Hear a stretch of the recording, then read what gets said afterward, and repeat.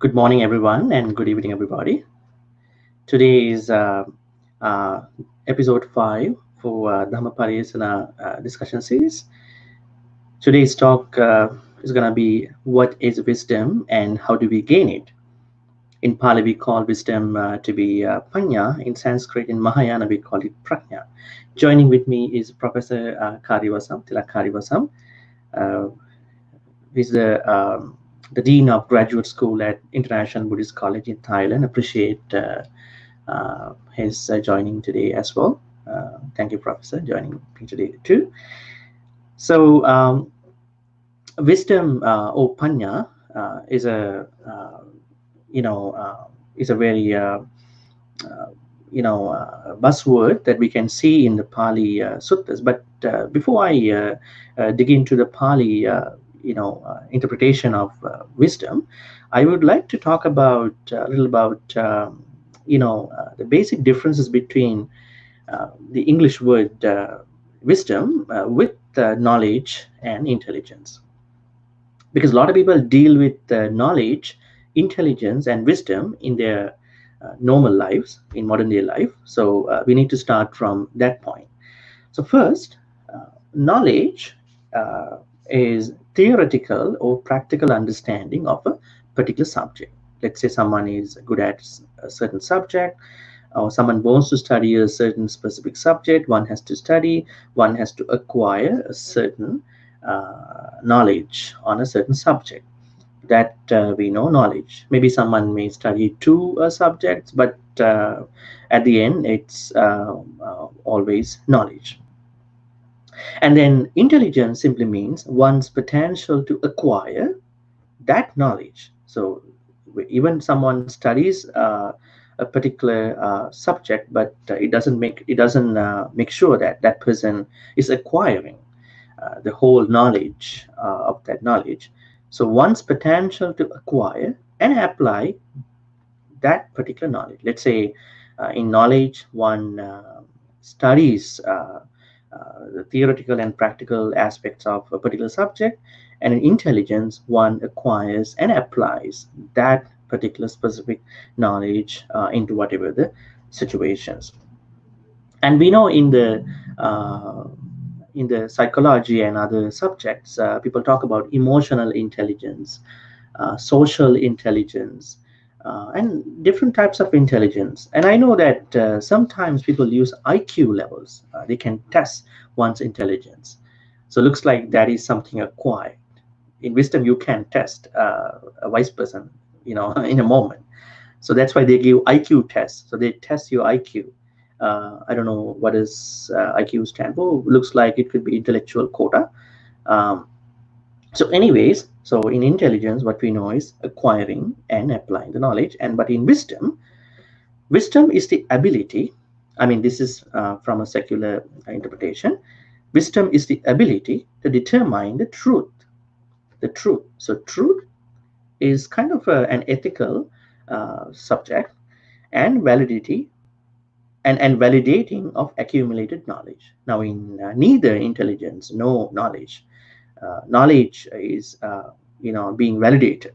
Knowledge is simply taken and then applying. But knowledge is only validated by wisdom. At the same time, we determine the truth that reflects from knowledge.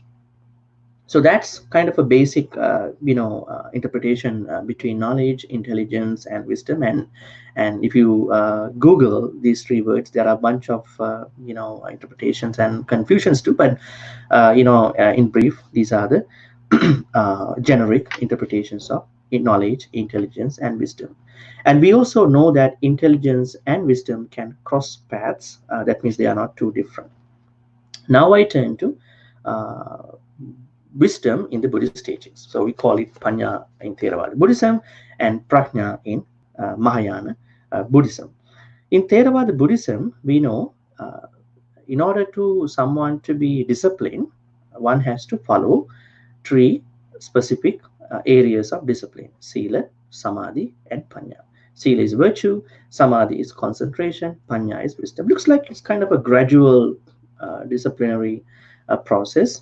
but we will be talking how does someone practice these three simultaneously as well. Uh, you know, Generally speaking, in the Theravada Buddhist teachings, we know Panya is the ability to understand the three characteristics of a given situation, of any phenomena. Let's say I lose my job, and can I understand is losing my job based on anicca, impermanence, dukkha, suffering or dissatisfaction, and anatta. Let's say I get promoted.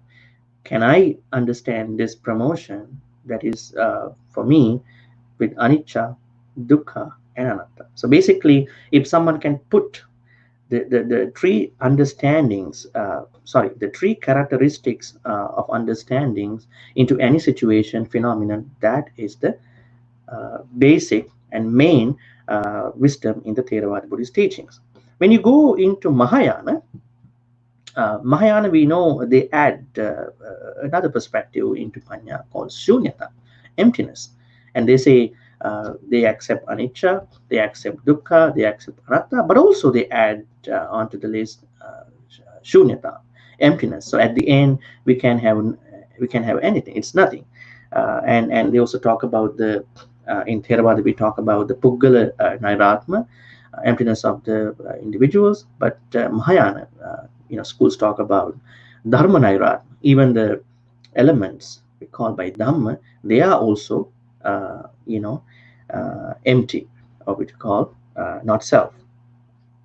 So on the side of etymology, there are different meanings too. We know another very famous word in modern world is insight, but this word is also used to understand vipassana. We will be talking that too. How does vipassana concept connect to panya or wisdom? But basically, panya is higher knowledge, which you call wisdom. So, Professor Kariyawasam, the first question that I will be asking you is, what is wisdom to you? I mean, apart from the Buddhist understanding, at the same time, how do you understand the importance of the three disciplines, in this discussion for Panya, uh, and the basic interpretations of Panya in both Theravada and Mahayana? And one more thing, and probably I can talk that a little bit later too, and different kinds of Panya. I think we can talk about that in the next question. So, what is wisdom to you, and how does Theravada define Panya and Mahayana? And what do you have to say, Professor? This is, of course, is a kind of subject, a little bit, what I say, that it is a deep subject, because we are talking about wisdom. Wisdom, of course, is the Pali term for this is Panya. That Pali term in Buddhism that explains and given very big connotation into very vast connotation into that particular Panya. The Panya, this particular word comes from the root nya, and with prefix p, that is how the term has been formed. Panya, to know, then ultimately it has the meaning with knowledge. It has the meaning of knowledge, but it is the highest knowledge. That is why we called it Panya. Then ultimately this has been the English rendering has been given as a wisdom. So this Panya, of course, can be developed according to Buddhist context. And that is the way that mentioned in the Buddhist disciplinary way that has been explained about developing it with three kinds of main pillars, as normally we talk about Buddhism, that is Sila, Samadhi and Panya, that means morality, concentration and wisdom. So here what I mentioned, it is the kind of this wisdom, of course, is Panya, can be developed through with discipline yourself. And that discipline has been mentioned from the root level. Root level means the first one is because now Sila, we get Sila. By Sila, it mentioned to restrain or control your two kinds of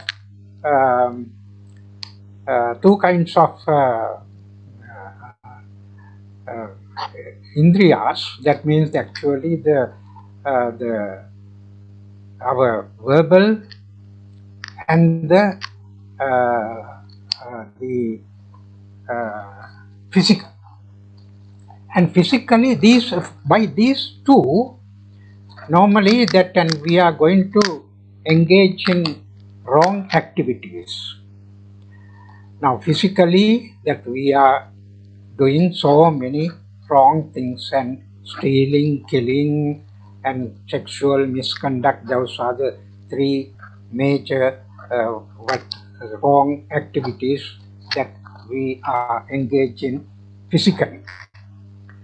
And this has to be controlled as well as the verbally.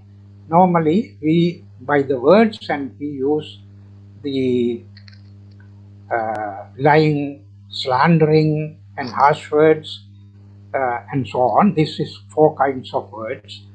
And talking about the useless talks and engage in useless talks, these four, those things have to be controlled.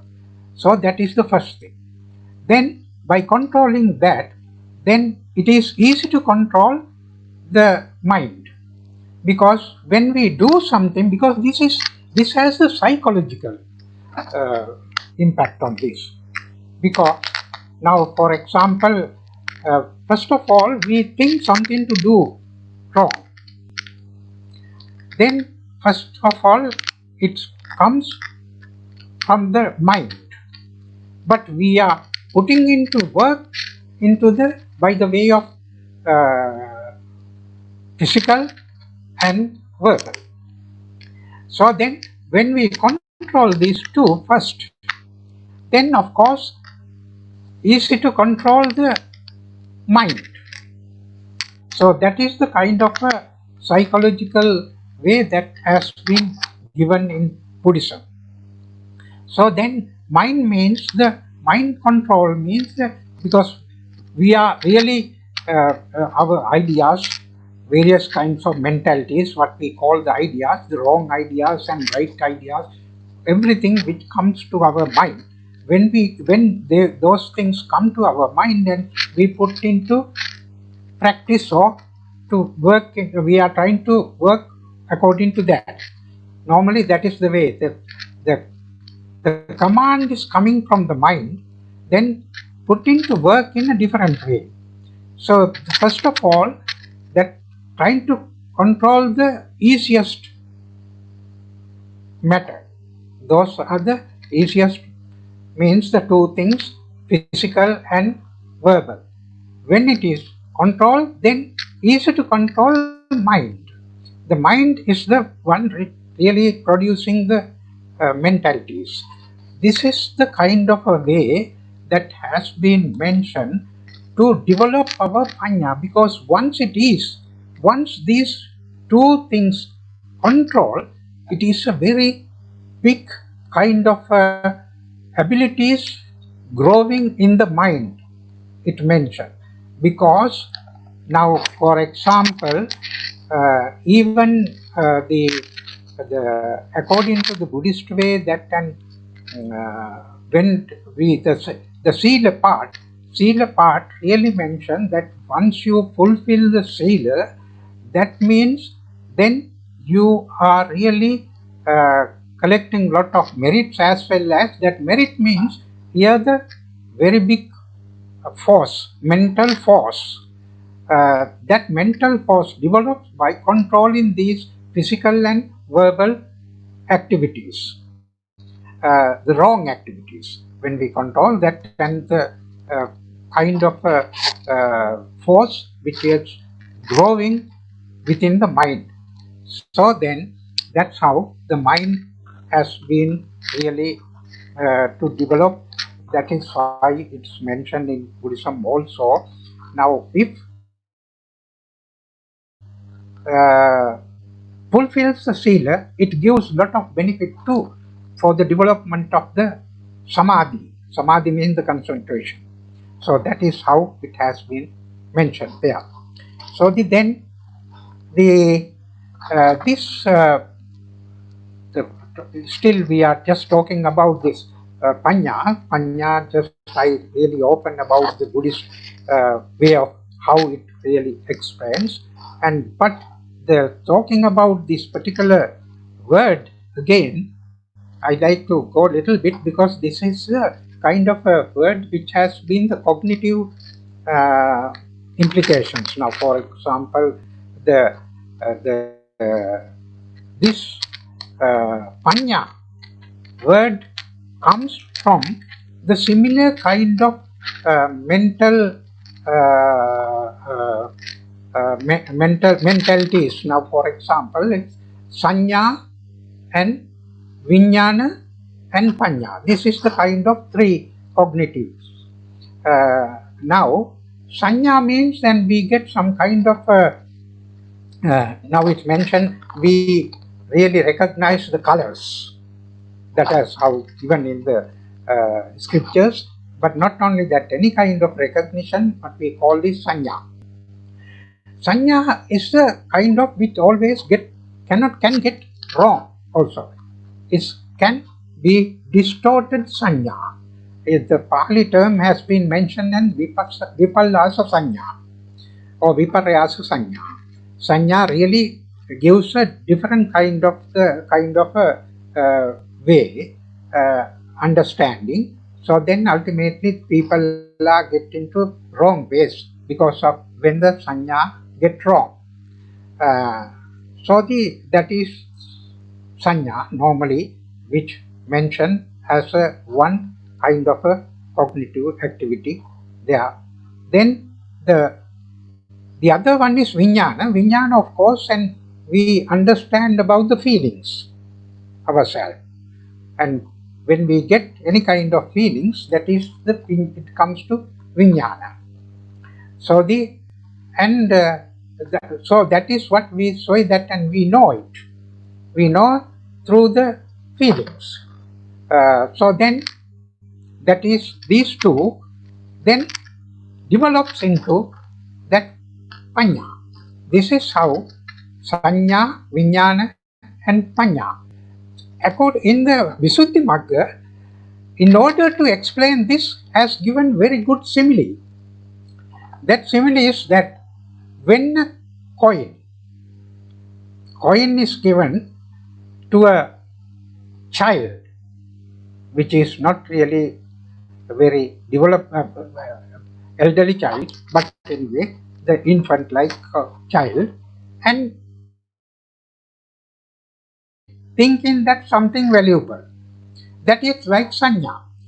When it given to a village person, village man, that coin, he knows what kind of things you can buy it from it. When it given to another person, and who is really expert on metals and other things, and the value of really put into the value of the coin, and he knows what is the real value of coin. So that is like Panya. So Panya really can see through Panya, penetratively can see the things by Panya. So these are the three kinds of cognitive ways that has been explained in the Visuddhimagga and so on. That is a very good explanation to understand what is the nature of Panya. And this Panya, of course, is, as the Venerable also mentioned, that in Theravada it's normally explained about the three kinds of signata, really in Theravada Buddhism, in Mahayana Buddhism, it explains as the Bodhisattvas have to fulfill the Prajna Paramita. Then again, this Prajna Paramita has become a very big issue in Mahayana, and they have created very big literature called Prajna Paramita literature. There are a lot of explanation given about the Prajna Paramita and the importance of Prajna Paramita to fulfill the Bodhisattvas' perfections and ultimately end up in the enlightenment. Okay. This is the kind of explanation given about this wisdom, Panya, in Buddhism. Yeah, that's a good explanation about what is wisdom in the normal cultures, as well as Theravada and Mahayana, basically from Buddhist perspective. And now we turn into the types of Panya, wisdom in the Buddhist, especially in Theravada, because we are giving priority to Theravada at this point. So, in the Samgita Sutta, in the Nikaya, as well as in some Abhidhamma works, we know there are three types of main wisdoms one can see. I would name them. The first type of Panya is Suttamaya Panya. Suttamaya Panya means Panya or wisdom gained through books or listening to others. Now, we know under Paratogosha, for someone who wants to become a Sotapanna, one needs to listen to Dhamma. So basically, even that listening to Dhamma, maybe by reading books, by watching Dhamma, is also a way to get this Suttamaya Panya. Second is Chintamaya Panya. The Panya, wisdom, gained through thought or logic and reasoning out. Now, this is very interesting because we know some people misinterpret logical aspect of Buddhism by taking kind of a Pali word, especially we know that is given in some suttas, atakkavacharo, simply because Dhamma is atakkavacharo, hard to understand through logic, but it doesn't mean that logic does not make any sense. Logic makes a lot of sense because when you understand, because we trying to learn Dhamma through language. So when you study a language which is a conventional thing, which is not ultimate, then you need sort of a logical perspective, reasoning out. Otherwise, you get stuck in the blind faith thing. But here, the second type of Panya, which you call Chintami Panya, is gained through logicality or reasoning out. When you sort of rationalize and then you gain sort of a Panya, which you call Chintami Panya. And the third Panya, which is the highest, Bhavanamaya Panya, Panya, wisdom, gained through direct spiritual experience. Now, we all need to practice Dhamma, apply the Dhamma, so that we gain that, Panya, which you call Bhavanamaya Panya, true direct spiritual experience, especially by taking care of our senses and cultivate the Kusala thoughts. In addition to this main list, we also find out a few other types of Panya in the Pali teaching scattered everywhere. One of them is, Nissarana Panya. Nissarana Panya is mentioned in a couple suttas when Buddha talks about how to consume, material things, especially things and people. Not use people. I mean, when you are with people, when you use material things, Buddha says that you can consume, but not with infatuation. So Nissarana means you are having a sort of a wisdom without too much into the particular object. So it's called Nissarana. Some people translate this as renunciation or letting go. So it looks like people need this wisdom all the time when they when they enjoy the comforts.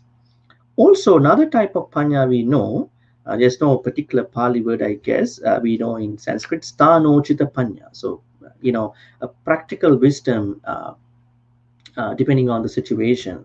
Now, this is reflected in many Jataka stories. We know that in the Jataka stories, now if you take, for instance, Nalapana Jataka, the monkey, the head monkey was wise, and that wisdom is not the wisdom come from bhavana.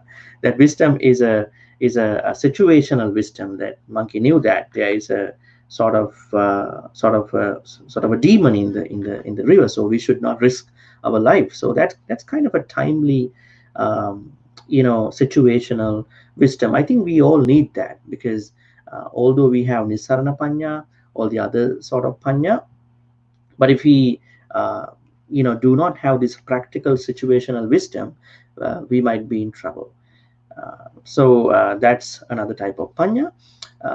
So basically, what we have to understand is that these different types of Panya reflect that we need to be extra careful. I think in modern times, people use another word called smartness. When you go shopping, you need to be smart. You should do smart shopping. When you need to study, you should be a smart kid.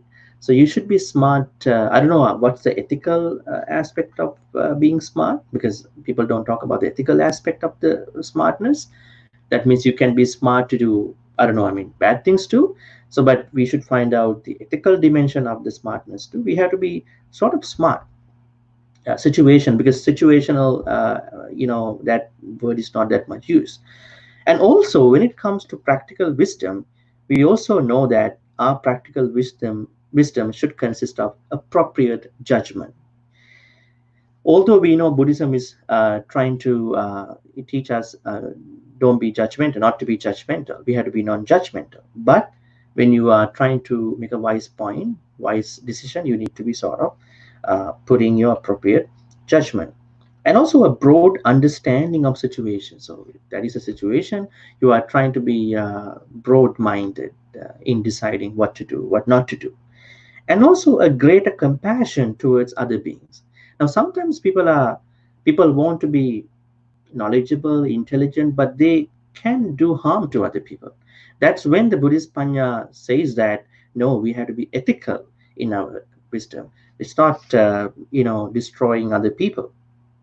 And in this question, I want to ask from Professor, what do you think about this main type of panya, Sutameya, Chintamaya, and Bhavanamaya? Also, the Sthanocita panya, situational wisdom, and Nisarana panya, as well as I want to ask you, what do you think about the wisdom teachings in other mainstream cultures? I don't want to mention all wisdom cultures, but I would say Zen Buddhism, we have a lot of wisdom we can learn, but it could be different from what we know. And other religions too, they all talk about the wisdom literature, ancient wisdom literature. And also, this is the time I asked Professor to give popular examples of wisdom teaching, starting from Sutta, Abhidhamma, and Jataka stories. So you can, sort of give us interesting places where we find how to find out wisdom, and how can we, develop wisdom through those stories, as well as uh, what is the real panya in the Buddhist teaching. So, Professor. Yes, this is of course is a very important issue that we are going to talk here, because the three kinds of panya has been mentioned in the Digha Nikaya, Sutameya panya. That means what we say that and learning, and Chintamaya panya means thinking, by thinking, and you get panya and wisdom or wise decision, or then the Bhavanamaya one, Panya, that means the concentration. By concentration also that you can develop and Panya.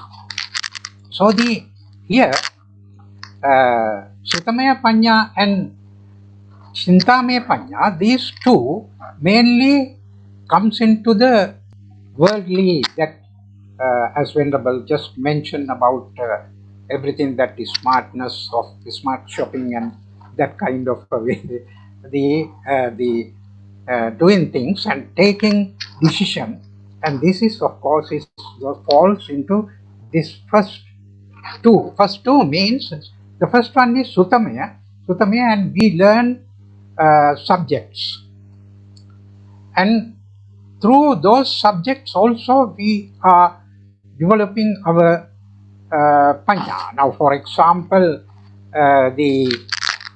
we can remember that when we were learning at the school level, so that means then grade 3 or 4, and so the very nice stories have been given for us to read. On those places, really given very much important stories, and those stories, through those stories, the children may learn how to get a proper decision and what to do at the time of the crucial moment and these things, and when they really get into their mind, when they grow old and they can really put into practice when they are also facing it. That is the kind of a thing, Sutame Panya. And it's various way you can learn it. You can learn through listening to somebody's and teachers or lecturer or that way, and you can you can watch the TV and social media and read lots of social medias and from everything, and you can learn. Okay, and then the Chintamaya, of course, thinking. The Chintamaya is the very important one, because when we are facing some kind of a crucial moment at that time, and we should be able to get the proper decision. That is what through our learning, of course, that is the kind of a thing it has been developed.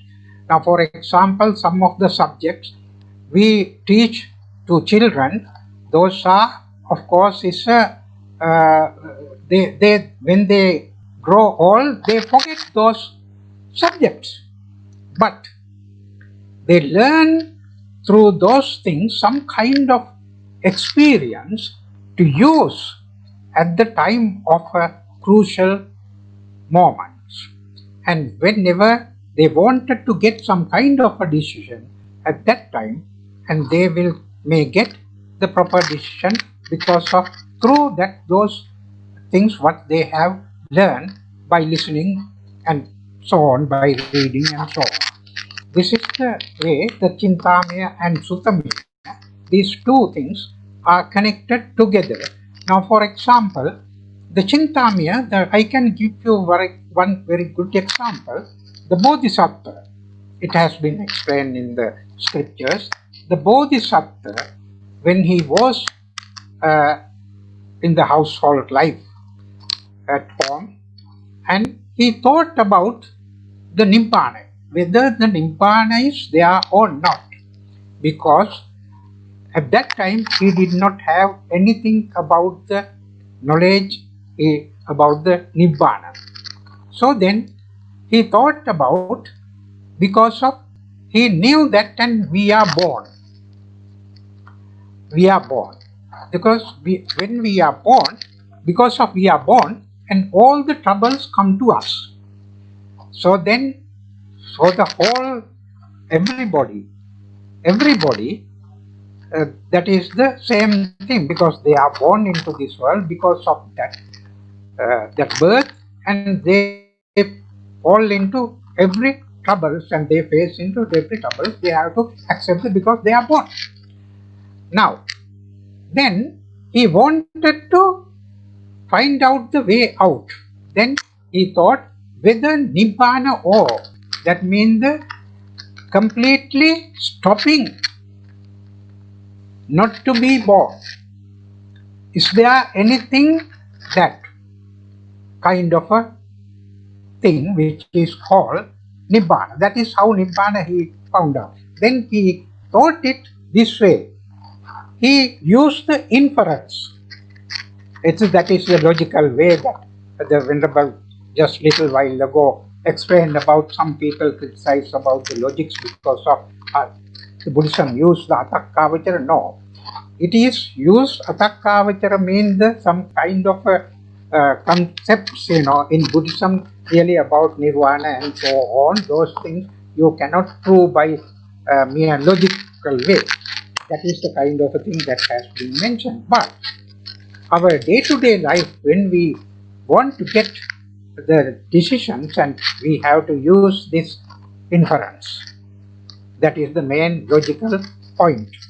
So then the Bodhisattva really thought that if there is a fire, or the fire gives actually the the heat. If there is a heat, the opposite, not heat or the cold, is there. So in that case, in the same way, if there is a jati, then there should be a ajati also.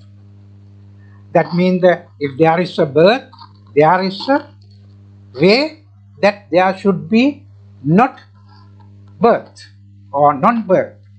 So this is how he really thought about. This is what is called the Chintamaya Panya. By that way, there are a lot of similes have been given. That way, that is how the Chintamaya Panya really working out. Now, in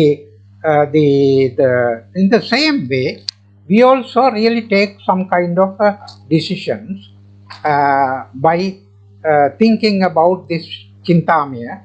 Now, for example, if we face any kind of a very big problem, like now supposing when we are going in a boat or something, that kind of a way sometimes, and we may find a kind of a disastrous time, and the boat has been capsized. So at that time, what to do? So at that time, we have to take the proper decision. Okay, so that proper decision we are coming using a Chintamaya Panya. So I am trying to give you the kind of a way that and how we can understand this Chintamaya Panya. So like that, it is a very important one, this particular Panya, for our day-to-day life when we are working in the society. So as the Venerable mentioned about when we go for shopping also, we are to select what really we want. And we are not going to buy everything in the shops anyway, but we have some kind of thing in our mind. Then when we go to a shop or supermarket, and there are plenty of things, the same similar kind of a product in plenty of ways there are. Then at that time, out of those things, the best part to select. At that time, we are using our Chintamaya Panya. So this is the way that can we use it in our day-to-day life. And it has really mentioned again in the spiritual way that as just I mentioned one inference of Bodhisattva, that is also kind of a spiritual thing. Not only that, and sometimes even the Buddha as well as and Bodhisattvas also, and mention that then something they have realized which has not really heard before. That is how Ubbe Ananussutesu Dhammesu. Jnanam Uddapadi, Panya Uddapadi, Vidya Uddapadi, like that. This is also kind of a way that it is a Chintamaya Panya, because by thinking it has come again. Okay. Now this is the way that can. The other thing is in the now the in the scriptures. Now, for example, in the Jataka stories, there are some stories with regard to the intelligent people. Now, for example, Ummaga Jataka. Ummaga Jataka, there is one, the Bodhisattva has been born as one Pandita. Pandita means intelligent person, and he has taken lot of decisions. Now, I can remember one story with regard to that. The one person went away for something, then he took some kind of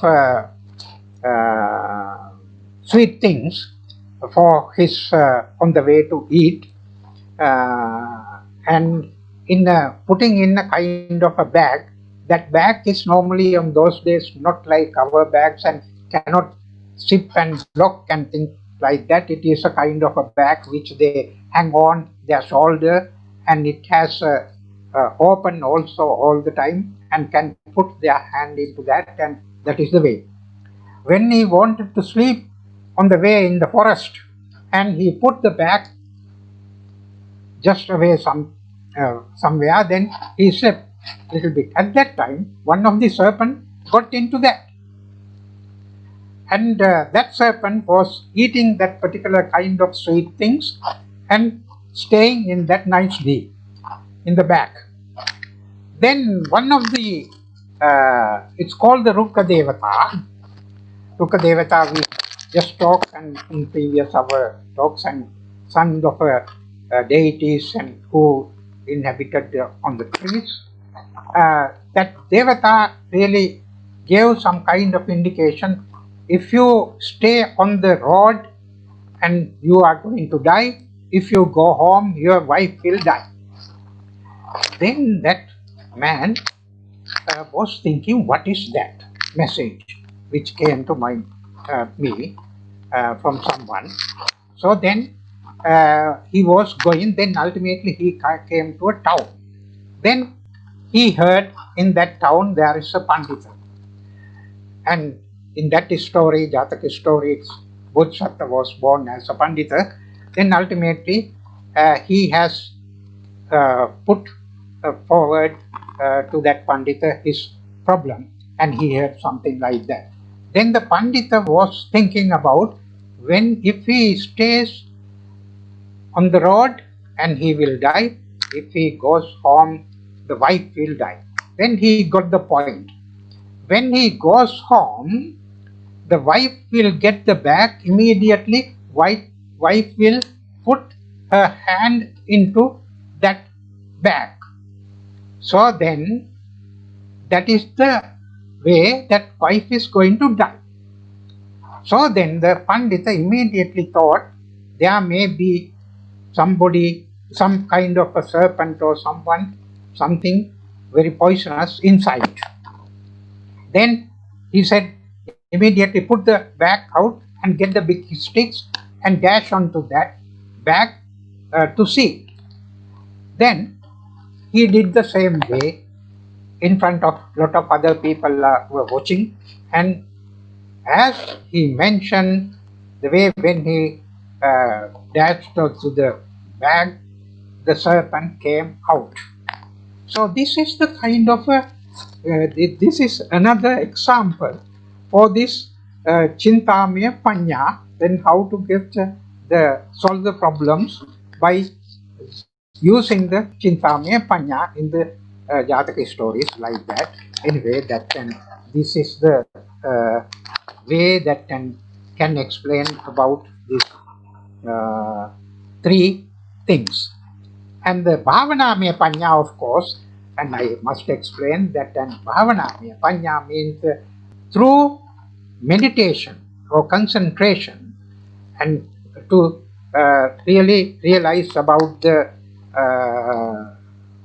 anicca, dukkha, anatta, impermanence, suffering and non-self. That also really mentioned by the way that can in the Dhammapada, sabbe sankara anicchati yada panyaya passati ata nibbindati dukke esamaggo visuddhya. If anyone really sees by panya all the conditioned things are impermanent, then he will be disgusted about the dukkha, suffering, then that means the life, then that will be the path to Nibbana. So this is the very important place about the through meditation, that how you can get the impermanence and suffering and so on. Professor, when you were discussing about Chintame Panya, and then the example that you gave, which was what do you call the capsized boat, when a boat is capsized, and what to do, and this mainly comes from Chintame Panya. I mean, one has to reason out and logically think what could be the best, the most judicious, wisest thing to do. Now, remember, like in Sri Lanka, there is a story that, I want to point out for our readers that Chintame Panya is the wisdom that we need all the time, and we need Sutame too. But Chintame makes a big impact on us. Remember that there was a teacher who told his students that you must take a look or read this book in any emergency, and then something happened to the teacher and then the students trying to read the book. What happened? What can we do when the teacher fell onto the river or something? And the teacher was asking help, but they were okay. Let's take a look at of the book and what the book says about when the teacher is fallen into the river, and they couldn't rescue the teacher. Teacher passed away. Even though this is kind of a folk story, uh, I would like readers, the watchers, to encourage you to think about whether you are really wise in your decisions, especially in the cases of emergencies and those difficult times. Like this time is a difficult time for many, the corona time, COVID situation. So people are struggling a lot by being locked down at homes still at some points. So. So chinta me panya. So we need to logically reason out and see what could be the best solution from this particular wisdom. Okay, so next thing, and I also want to point out, reiterate once again, the basic, Buddhist panya is trying to uh, understand any situation with anicca, dukkha, anatta. This is the main type of Buddhist wisdom. But there are also two other very important wisdom types, two wisdoms. They are Sutameya Panya, wisdom you gain through knowledge, and then uh, Chintamaya Panya, wisdom you gain through reasoning out or rationalizing. So please keep that in mind until we finish the discussion. Otherwise, we might get stuck in understanding what is wisdom. Now we are coming to a really interesting, aspect of wisdom. That is how to gain wisdom. Now that is the second part of our, topic. Our topic today is what is wisdom. Now we've been talking what is wisdom so far, and how do we gain it. Now this is really interesting. Now in Buddhist teachings, we know wisdom is not a standalone practice, not just a separate practice. Wisdom ties in with wisdom is tied in with four other virtues: saddha, viriya, sati, and samadhi. Even though it is the third discipline. So one has to simultaneously practice saddha, confidence, virya is effort or energy, sati is mindfulness, which is the main, most important factor, and then samadhi, concentration. So when all these factors, including panya, is practiced together, then you will get the full-fledged, benefits of the wisdom. So how do we gain panya, and how to stay consistent in our panya. Some people are wise at different times. Then again, they are not wise for different reasons. Why they lack in panya wisdom at different times? Why it happens? Is it because they are not practicing the rest of the four saddha, virya, sati, samadhi simultaneously, or what are the issues that would not help them to stay consistent in their panya wisdom practice? And also, what is the goal of wisdom? Now we know the goal of wisdom is pretty clear, because in the Buddhist teachings we know avidya is the main darkness that we all have, where in which we are struggling in understanding Four Noble Truths, and that's the biggest darkness, as well as moha is delusion. So we are disillusional, getting disillusional at different times. So we know basically the goal of wisdom is to eliminate darkness called moha and avijja, darkness. It's pretty interesting to understand, because we know the three poisons, raga, lobha, dosa, moha. The antidotes to these three are respectively dana is for lobha, and metta, loving kind or generosity, is for lobha, and loving kindness is for dosa, and wisdom is for moha. So in that way we understand the goal of panya, the wisdom in the Buddhist teaching, is to uh, you know uh, get rid of this darkness, both secular and non-secular. That is interesting too. What is secular darkness? Now we know Buddha says in many suttas that if we are born uh, into a very difficult life, and then you continue with bad akusalas, and then you are trying to go from darkness to darkness.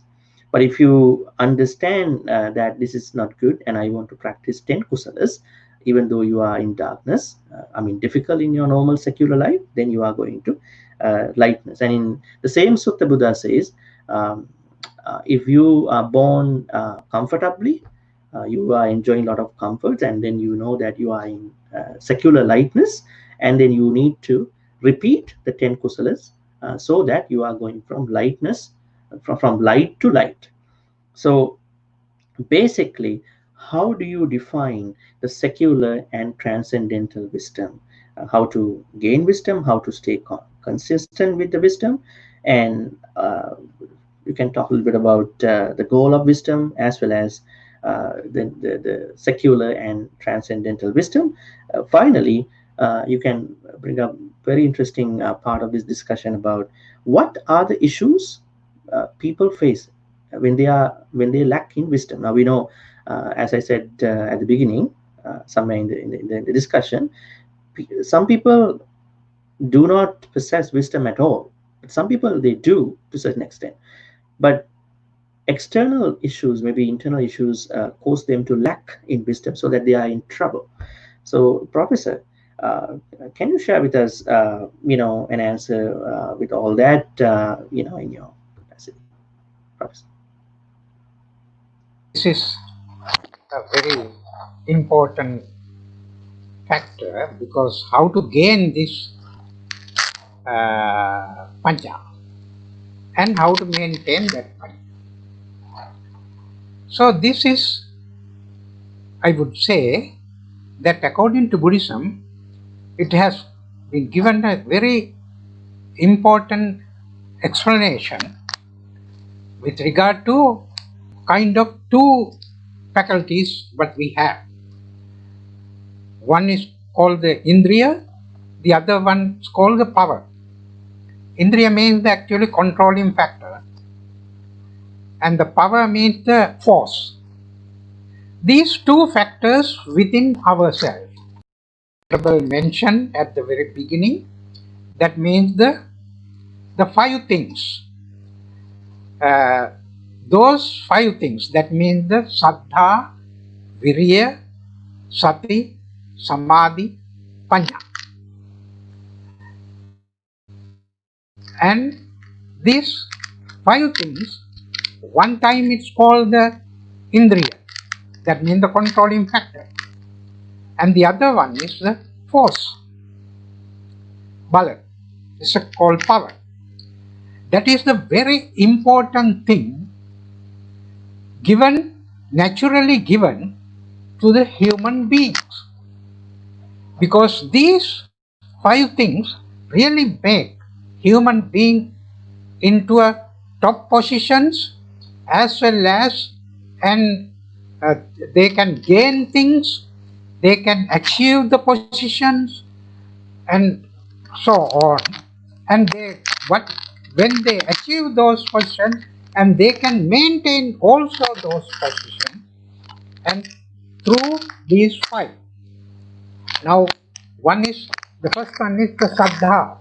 Saddha means really mentioned as, sometimes it's mentioned as faith, but it's the very good rendering. The English rendering is the confidence, because we have to have the confidence when we are going to start something to do or somehow. Now, for example, when we are going somewhere also, when we get into the bus or the van,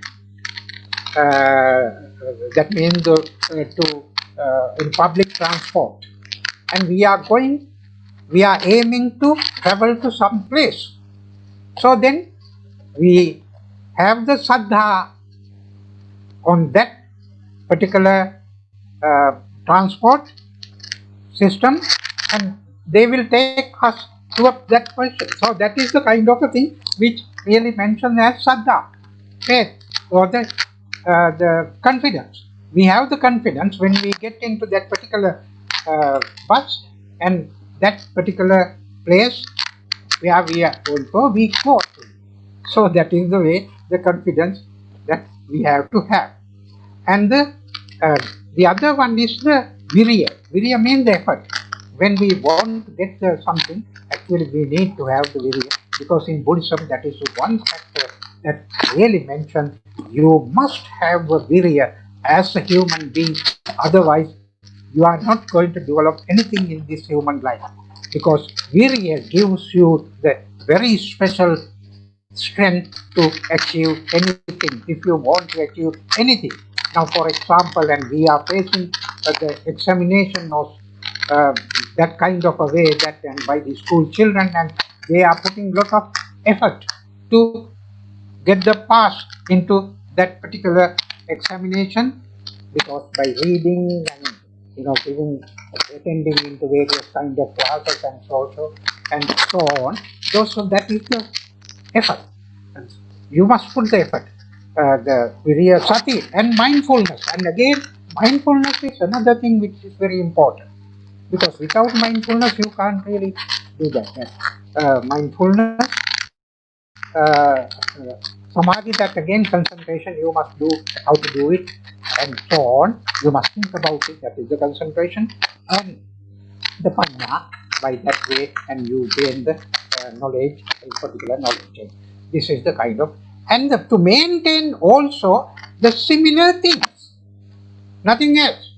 That to mention that Venerable asked another question, and some people are failing of those things. They fail also because of, and they are not really using.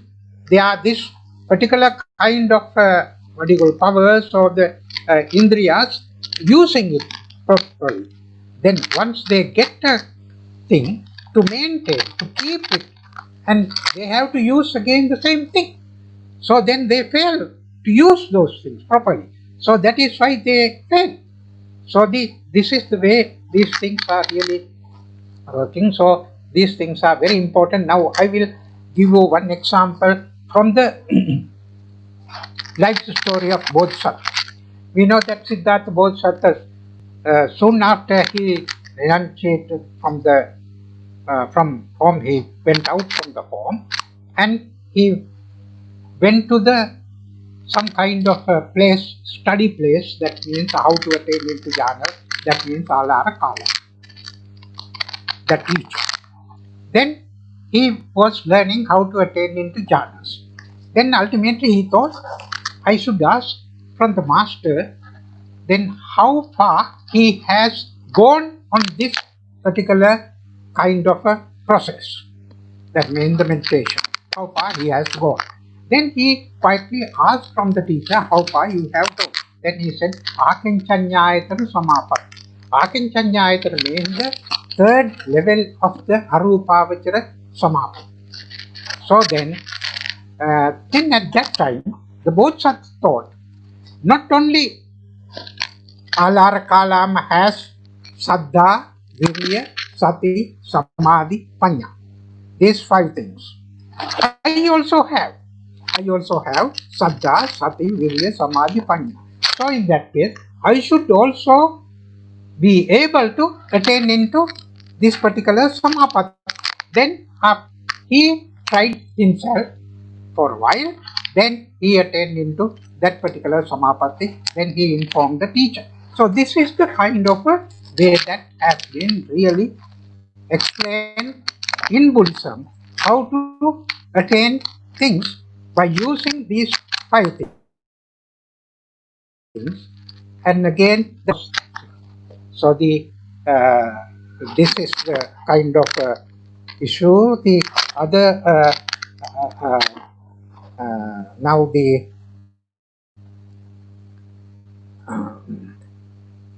this is of course is the other thing is the secular way. Secular life also, now for example, it's mentioned that in Buddhism, everyone has to develop their life. Life means their activities. Develop means the human being, of course, is the human birth is a very important birth, as it has mentioned. We know all that, not unlike other beings. And human being has enormous capacities and abilities also. He can do anything but he thinks. But to do those things, anyway, they must have that the kind of 5 things, 5 balance and 5 powers and 5 faculties. And the other thing is, some people, of course, they are born into this world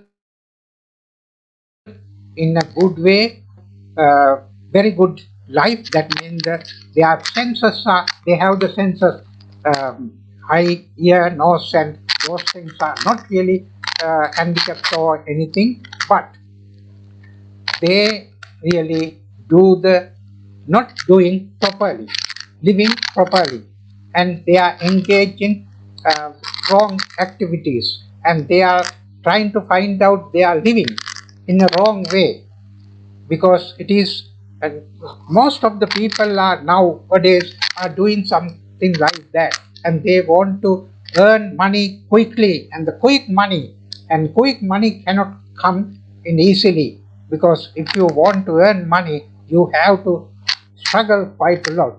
And some of the people, in order to not to struggle very much but earn quite money, and they use different kind of a method. Why those methods are very dangerous methods. Ultimately, they are falling into very big trouble. This is what is called, and some people from the light to go to the darkness. And some people who are born in a very bad way also, and sometimes they don't have very much economical background also, then they are also doing those things to develop thinking, and they are finding wrong way, that is going from darkness to darkness. And from light to darkness, some good people also finding out the wrong way, that means going light to darkness and so on. Some people from darkness, they are born in a very lowest way and bad way, but ultimately they really struggle and doing properly, and they develop that 5 colors and so on, and follow this kind of a thing in a spiritual way also. Then ultimately they develop in a way, that means from darkness to light. So this is the kind of a thing that has been explained. So I think this is the kind of way that we can say that, and some people must actually work on according to the ways that has been mentioned in Buddhism. It really given that you have very good things, the faculties, the Saddha, Virya, Sati, Samadhi, Panya. Everybody has this. But some people do not really regard of those important factors, and they are going to do some of the very well-to-do people, some very good people. That means good people means, and not really by their activities, but they have got a very good life, very comfortable life. Some they have good positions also, but they are using very bad way everything and doing harm also to the people. That is what it really mentions. The what do you call the some kind of a way that, and we according to Buddhism, and it's always explained that then you must really do things and enjoy the pleasures also in this world, and without abusing those things. And that is the kind of a teaching given properly in Buddhism. You are not right to abuse, because of, and the thing is that thing, because when you are going to do wrong things, because you are going to do wrong things by words and by physical way, as I mentioned, and kaya, vacha. Kaya means the physical way, vacha means by the words. And these abilities, these physical thing, what we have got is a very important gift which has been given to us. Okay, some people say that and God is given, but it is not the God is given. Really, we have really formed it ourselves. Okay, so then, but that good thing, you are going to use it wrong way. So it is not your thing. And that again, according to Buddhism, it says, you think that and you are, this is my physical body, I can use it anyway. No, it is not belong to you anyway. According to Buddhism, it is not belong to you. There is no body actually. So in that case, you have no right to use your any limbs to do any harm to others. Okay, this is the teaching that has been given. So in that case, we must be very careful about using our body and the words and everything, and not only that, then ultimately our mind. Mind is the one which is really a command to do everything. So we must really correct our mind also. This is how that we have to follow the teachings of Buddhism as well as the teaching of intelligent way. Okay, thank you, Professor. And before we move on to the questions, we have to talk another one aspect of Panya, and we'll take a few more minutes because of the time. So you know that Venerable Buddha Gosha in Visuddhimagga, he talks about a kind of a Panya called Vipassana Panya. I think this may have been the reason that there was a kind of a movement started from different people called Vipassana. So he talks about Vipassana Panya, insight wisdom. So insight wisdom with virtue. And I think in today's world, people talk about seeing things as they are, seeing things as it is. That's the Vipassana perspective, and that is more connected to Panya. But people don't talk about Panya in the same way. But I think Vipassana nature is what we can see inside the Panya. When you practice Anicca Dukkha Anatta, when you can understand the nature of Anicca Dukkha Anatta, impermanence, dissatisfaction, and this not self of any situation, I think what people what people achieve after that is vipassana.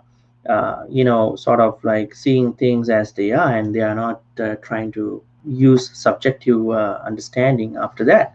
Mostly it's going to be objective, pretty unique. So what do you have to share with us about this vipassana panya, and how does it connect to panya? I know there is no problem because Venerable Buddha Gosha lived in the 5th century, and this is kind of a thing that we talk from a later book, kind of a post-canonical book. But what do you have to think about, what do you have to say about this thing? Okay, now that wisdom, of course, is really mentioned about the wisdom of the path of Nibbana. That means really get into the path of Nibbana, as I just mentioned earlier also, the looking at the things in the world, it mentioned in Buddhism as a yata bhuta jnana darsana. Because here the jnana and darsana, jnana means the knowledge, and you know, and darsana you can see it. How you see it? See it through panya. So that means everything in this world is impermanent. It's not last long. Nothing is last long. And that is impermanent. So then the other one is the suffering. Suffering means the dukkha. Dukkha means suffering. Suffering means, of course, if anything is changing now, the impermanent means changing. It's mentioned yadanichang tan dukkha. If anything is changing, that is the dukkha. Because we don't like to change, of course. That is the human nature. We don't like to change anything. Now, for example, ourselves, we are also getting old. So, and getting into jara, that is what it means, old, jara. And we are getting into sickness. So, we are sick sometimes. We don't like it. But though we don't like it, it is happening. So that is what it really mentioned, the dukkha. If anything we don't like it's happening, that is dukkha. This is the way it mentioned the dukkha or suffering. So then, if anything is anicca and dukkha, impermanent and suffering, that cannot be taken as Atma. That is there is no self.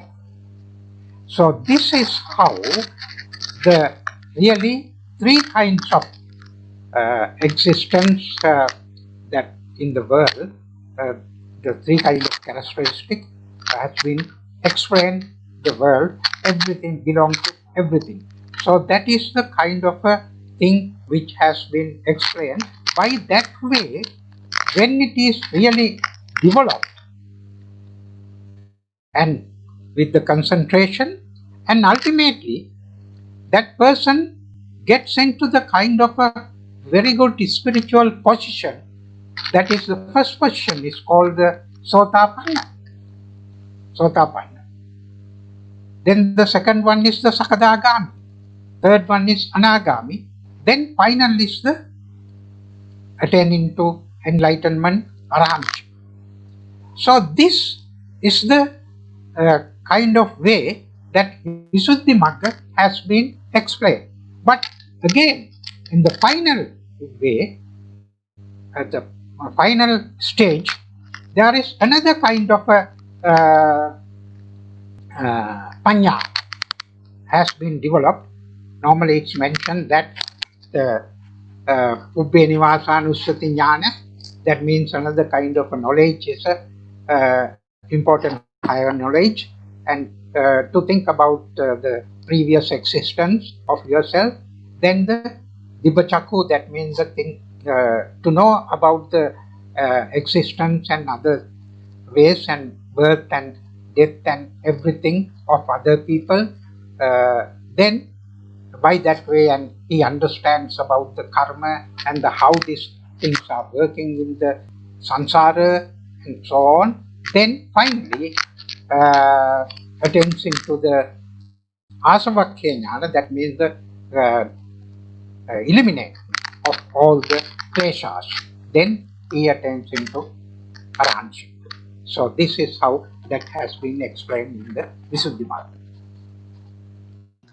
Okay, so let's turn on to the questions. Let's be short because of the time. Uh, okay, the first question is, what is the difference between knowledge, intelligence, and wisdom? We talk about it. Knowledge is acquiring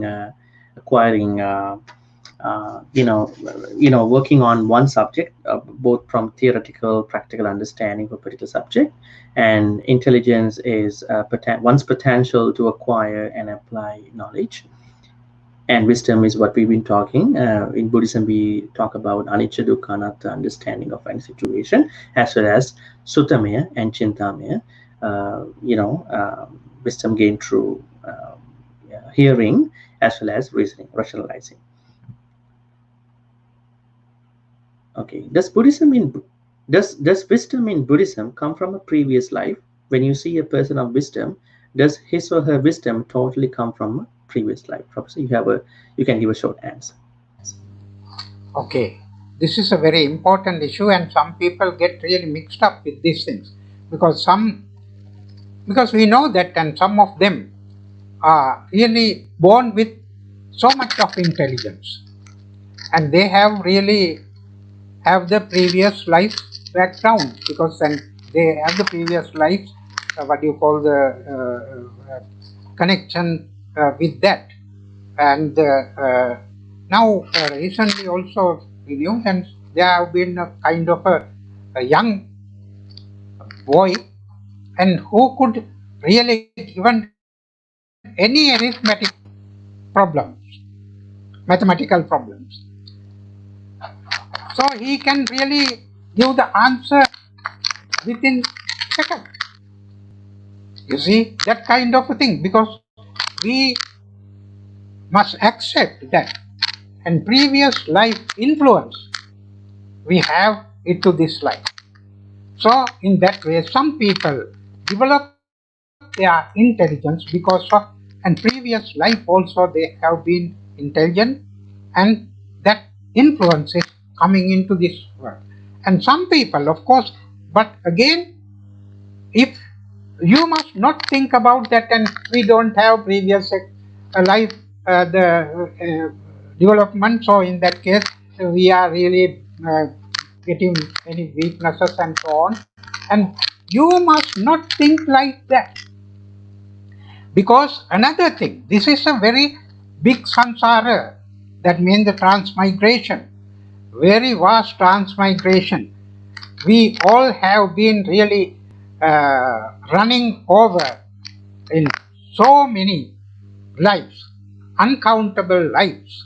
So then we have developed so many things in our lives, and some of the things have been concealed. The important aspect is to how to unravel those conceits, how to open those things.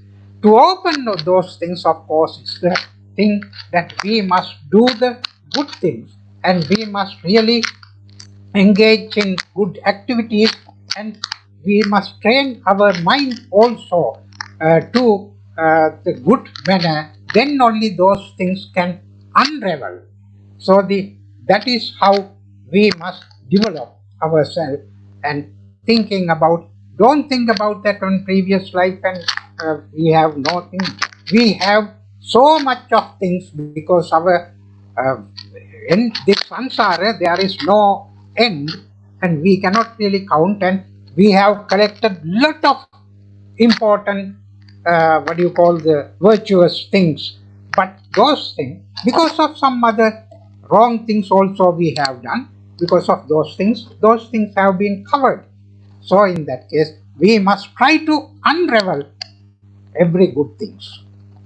Okay. Okay, we have a couple more questions. So, in order to be in order to be happy and successful, should we need wisdom? Can we be happy only with knowledge and intelligence? You have a Yes, of course, it's we Buddhism really advises us to be happy and live in happily. And to live happily, you have to think of something. Because now, for example, and we have to develop ourselves in a good way. If we are not really doing anything uh, wrong, this says that, and there are some sukhas have been, happiness have been given in Buddhism, Atti Sukha, Bhoga Sukha, Anavajja Sukha. That means the Atti Sukha means, and we have something. We have things to eat and everything, and I have what I want, everything. So that is Atti Sukha. So it gives some kind of happiness for us. Bhoga Sukha means when we use those things. Now I really need the computer. I have the computer. When I use it, that means the Bhoga Sukha. So in that way, we have the wealth and we use them. Those things. That is the Bhoga Sukha. We enjoy them. Okay. Then those things are Sukha. And again, Anavajja Sukha. Anavajja Sukha means I am not doing anything wrong. I am really pure.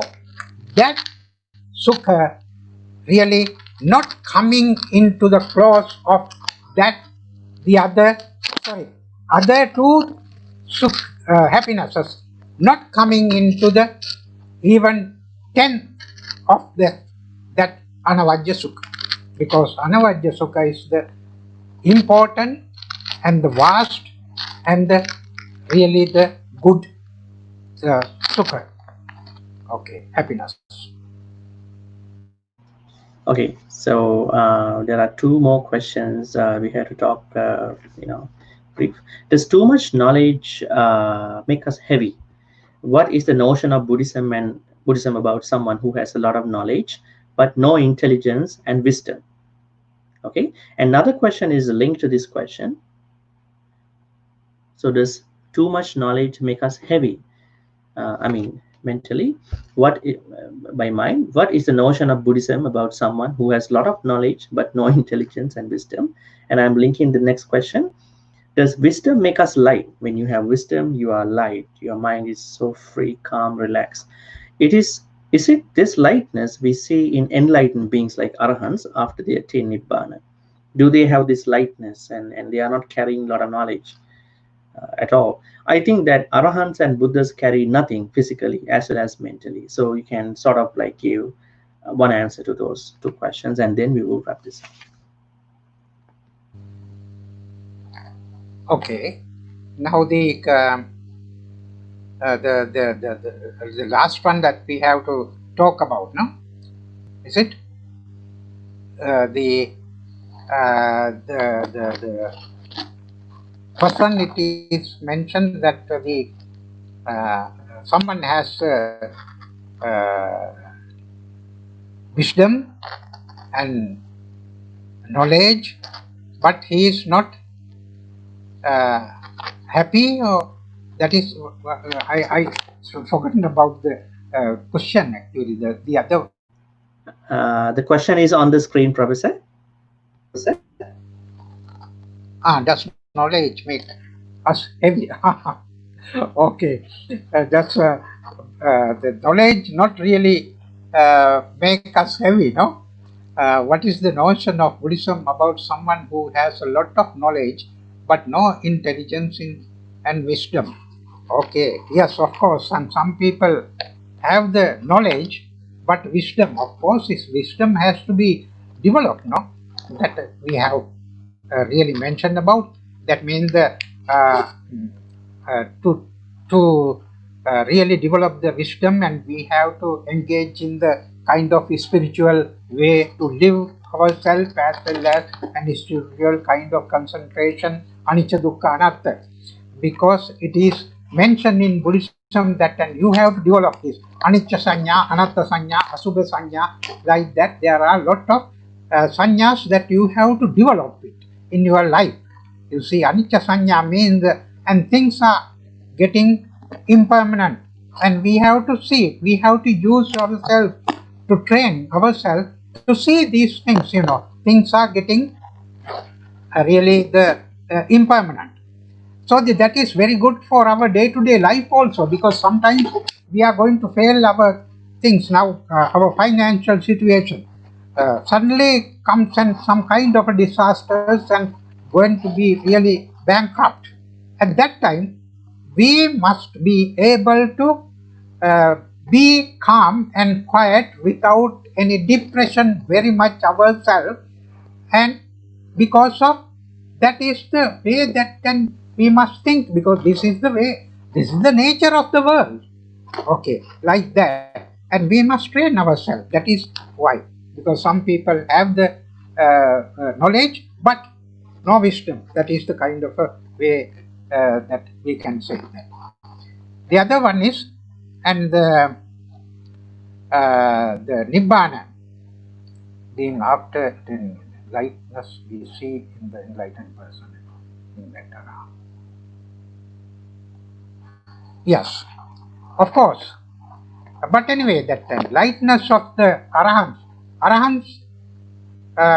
or the Buddha, and they are very lightly, they live very lightly their life, because they have no intentions, no craving, nothing, everything they have dispelled, all the pleasures and so on. Their life is very good and calm and quiet and very good thing. That is what it mentioned. Okay, Siti Bhutos Minibhuto, something that means they are really become very cool and cold normally.